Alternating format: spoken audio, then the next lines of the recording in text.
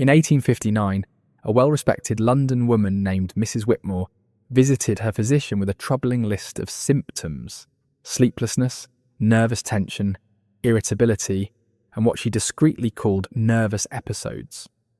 Following the accepted medical standards of the day, her doctor diagnosed her with hysteria and prescribed a treatment that would get any modern physician's license revoked instantly. He placed her on the examination table and manually stimulated her genitals until she reached what he clinically recorded as hysterical paroxysm. This wasn't some shady quack operating in secret. It was considered legitimate medical practice, carried out by reputable physicians in the most respected clinics of Europe and America. For more than 2,000 years, doctors have been treating women for hysteria, a vague diagnosis that originally came from the belief in a wandering womb. By the Victorian period, that theory had transformed into something that feels utterly bizarre to us today. Physicians were literally inducing orgasms as medical therapy without realizing that's what they were doing. This is the astonishing true account of how Victorian sexual repression was so deep that doctors eventually invented vibrators simply to spare their hands from exhaustion while treating countless women, remaining completely oblivious to the real nature of what they were doing. But before we dig further into how Victorian doctors transformed ancient Greek superstition into a booming medical business, make sure you hit that subscribe button and ring the notification bell. Now let's return to the story of how doctors went from believing in wandering wombs to accidentally inventing the vibrator. The concept of hysteria can be traced back as far as ancient Egypt, but it was the Greek physician Hippocrates who gave the condition its name. Hystera meant uterus in Greek, and physicians believed that a woman's womb could literally move around inside her body, pressing on organs and creating illness. Plato even described the womb as an animal within an animal, desperate for children. If a woman went too long without conceiving, her womb was said to wander through the body, causing everything from anxiety to fainting fits. The prescribed cure was marriage and pregnancy to satisfy the restless organ. By the Renaissance, doctors abandoned the literal idea of a wandering womb but kept the diagnosis alive. The list of symptoms tied to hysteria expanded so much that it could include almost anything troubling a woman: nervousness, sleeplessness, spasms, loss of appetite, melancholy, irritability, even being either too sexually forward or too sexually repressed. In short, if a woman wasn't docile and perfectly content, she could easily be labelled hysterical. English physician Thomas Sydenham estimated that hysteria was the second most common illness after fever, said to affect a quarter of all women. Victorian medicine reinforced the belief that women were inherently more fragile and emotionally unstable than men, their reproductive organs supposedly influencing their entire constitution. Dr. William Acton, a leading Victorian physician, wrote in 1857 that the majority of women, happily for them, were not much troubled by sexual feelings of any sort. This widely held idea that respectable women had little to no sexual desire created a massive blind spot in medical practice. So when women came to doctors with what we now understand as symptoms of sexual frustration, physicians interpreted it strictly as illness. The treatment that developed was pelvic massage designed to induce hysterical paroxysm, what we would now identify as orgasm. But Victorian doctors described it only in clinical terms. Dr. Nathaniel Highmore wrote in 1660 about how the treatment caused violent muscle contractions, flushed skin, and profound relief from symptoms. Here's how it was typically carried out. Women visited their physician regularly, often weekly. They would lie on the examination table, partially undressed but modestly covered with a sheet.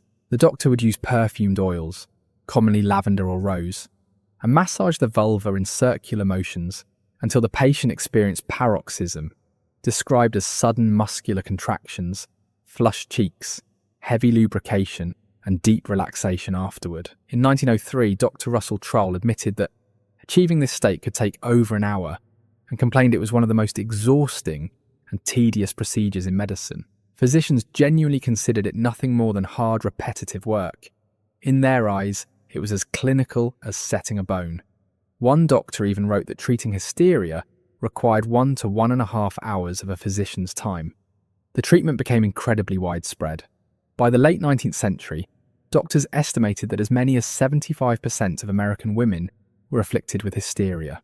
In big cities, some physicians built entire practices around it, treating dozens of patients daily. Dr. Taylor's clinic in New York advertised relief from female troubles and nervous exhaustion, employing multiple doctors just to handle the demand.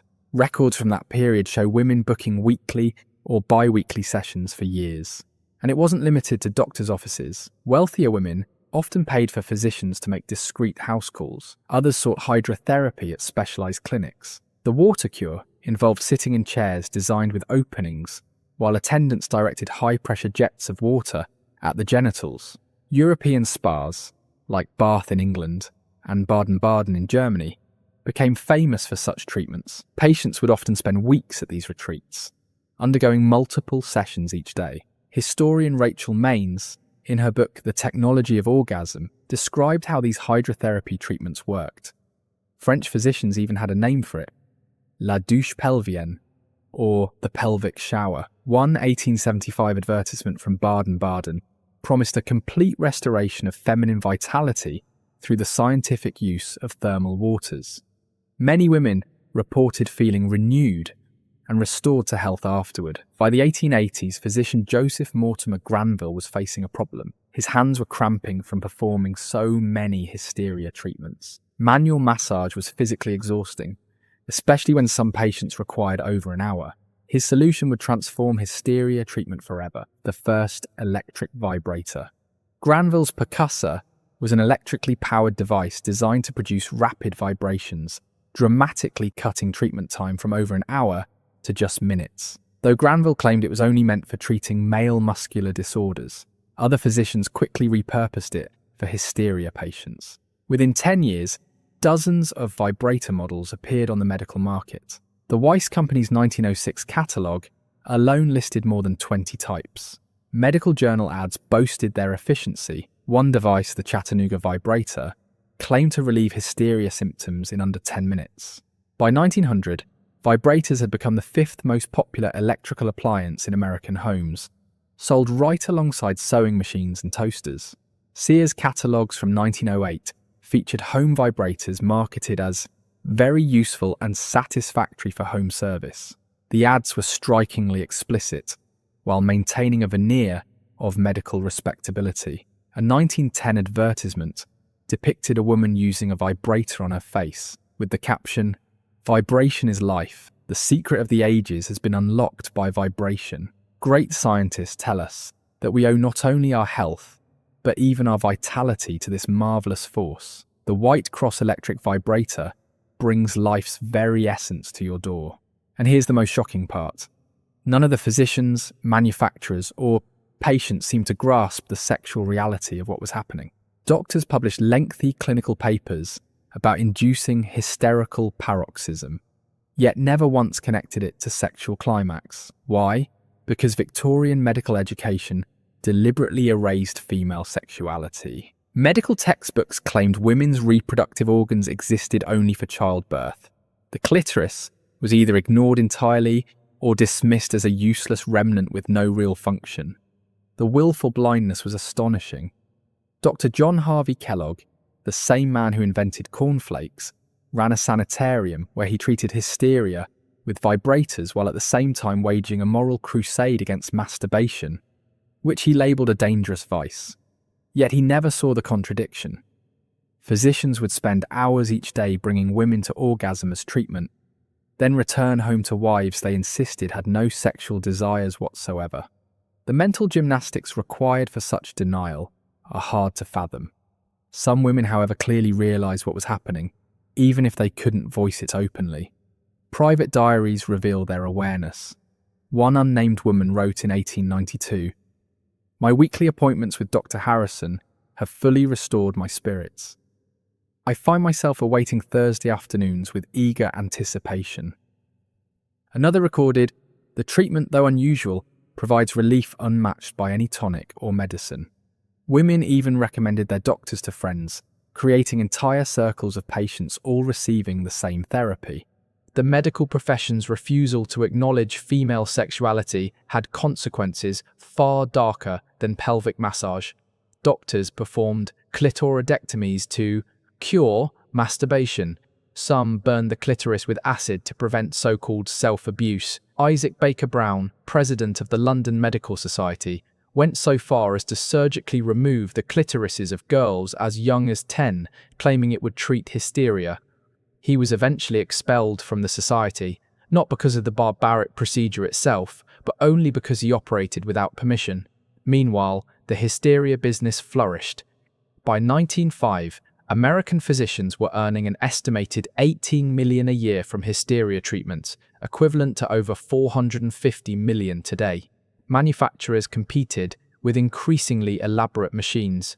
The Vibratile, patented in 1908, came with multiple attachments to target different female complaints. The Pulsocon, a hand crank model from 1890, promised similar relief without electricity. Some devices were even built directly into furniture treatment chairs with mechanical vibrating parts.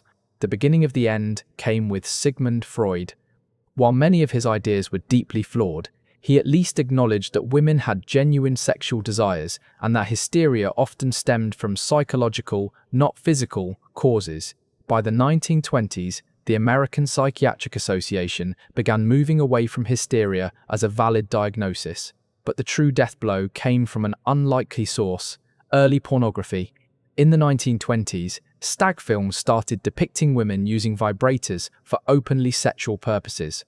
Almost overnight, the respectable medical device featured in mainstream catalogues became tainted by association with sexuality. Sears dropped vibrators from its catalogue by 1925, and doctors quietly abandoned the practice. Vibrators gathering dust in medical cabinets were discreetly discarded.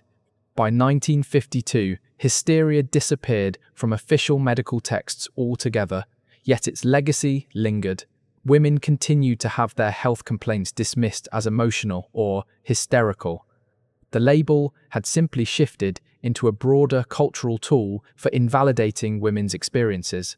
It wasn't until the 1960s, with the groundbreaking research of Masters and Johnson, that female sexuality was finally studied seriously. Their work confirmed what Victorian patients already knew but couldn't say aloud: that the so-called hysterical paroxysm was nothing more than orgasm. Looking back, it's nearly unbelievable. How could educated physicians fail to recognize an orgasm? How could they perform blatantly sexual acts while believing them purely medical? The answer lies in cultural blindness.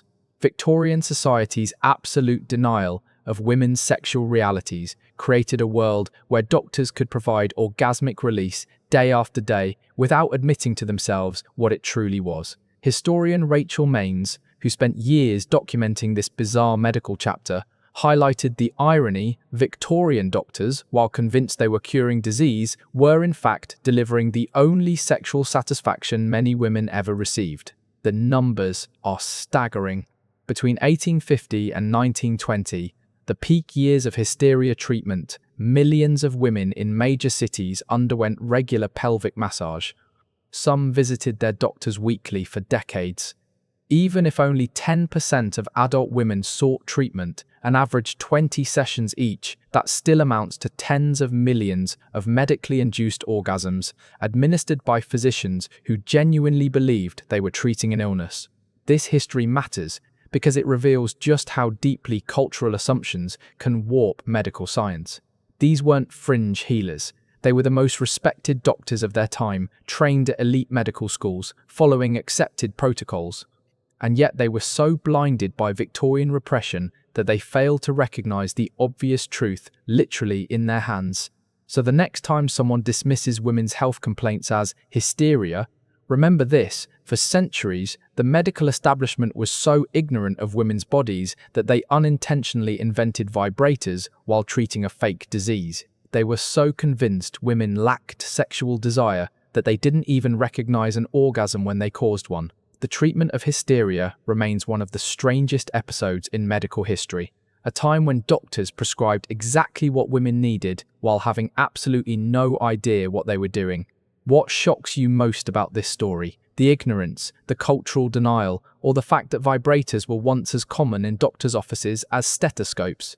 Let me know in the comments. Don't forget to like, subscribe, and be thankful for modern medicine that actually understands the human body. You've more than earned that knowledge.